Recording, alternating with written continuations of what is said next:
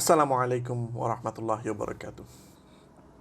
Dear brothers and sisters, today I got to learn about a ruling from the High Court of European Union where a company can ban their Muslim women staff from wearing a headscarf or hijab if they are working face to face with the customer, or maybe their clothing create workspace conflict.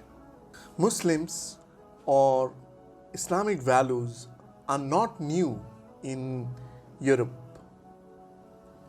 Muslims and not Muslims have been living in Europe for thousands of years. But today, if they establish this rule, it will bring a lot of bad consequences for the society. For example, the implication of this law could be that it will increase workplace discrimination. Also, it will increase hate crime. It will give a chance to those Islamophobic employers who does injustice, and they will be able to hide behind the law. So, what is the duty of our society, our Muslim society in Europe? Or what is the responsibility that we have, those who don't live in Europe?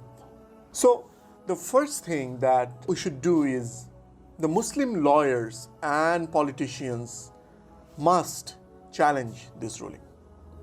Because if this ruling is established, it will become the reference for the other Islamophobic ruling.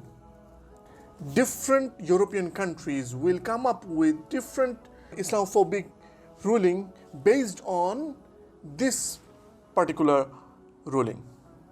The second thing is Muslim community in Europe and all over the world should raise their voice. Intellectuals should start talking about it in private and public forum. Social scientists should start creating awareness about the bad implication of this law. Also, if any Muslim sister is being fired from their organization just because of their headscarf or their hijab, Muslim community should come together and expose those companies. Muslim community need to come together and boycott those companies. Boycott means you stop working for them, you stop buying their product or service.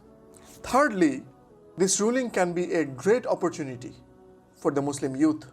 For example, Muslim society should encourage Islamic or Muslim entrepreneurship. Muslim entrepreneurship will empower our Muslim youth to become the future leader. Secondly, it will create job for themselves and for their fellow Muslim brothers and sisters. Thirdly, it will give our Muslim youth an opportunity to show an example of service to the humanity oriented business. A business which is not only driven by profit but mainly to serve the humanity. And most importantly, this Islamic or Muslim entrepreneurship will help our Muslim Ummah to develop economic leadership. So I strongly believe these three things must be done in response to this unjust law. Dear brothers and sisters, this is not the first or last calamity that's coming against Islam. If we look at the history, whenever Islam or Muslims were attacked by the kuffar with massive campaign, that is when Muslims woke up from their sleep. And I believe that this time also it will happen. Muslims are waking up. Muslims are understanding that fitting in is not the solution. Rather, rising up with dignity is the only solution. I want to remind myself and I want to remind all my brothers and sisters that this is a big test from Allah subhanahu wa ta'ala. A lot of Muslim brothers and sisters will be the victim of this kind of Islamophobic act. And we have to deal with it with the help of Allah subhanahu wa ta'ala. Our community must come together to help those who are being the victim. And also, this is a big wake-up call for Muslims from all over the world that if you do not stand up for your identity and dignity, laws will start coming which will take you away from the command of Allah subhanahu wa ta'ala.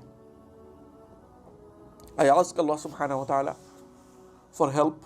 I ask Allah subhanahu wa ta'ala for guidance. Without the guidance of Allah subhanahu wa ta'ala, we will not be able to pass through this challenge. With that, I want to end this video. Jazakumullah khairan for your time. Barakallah fikum. Assalamu alaikum wa rahmatullahi wa barakatuh.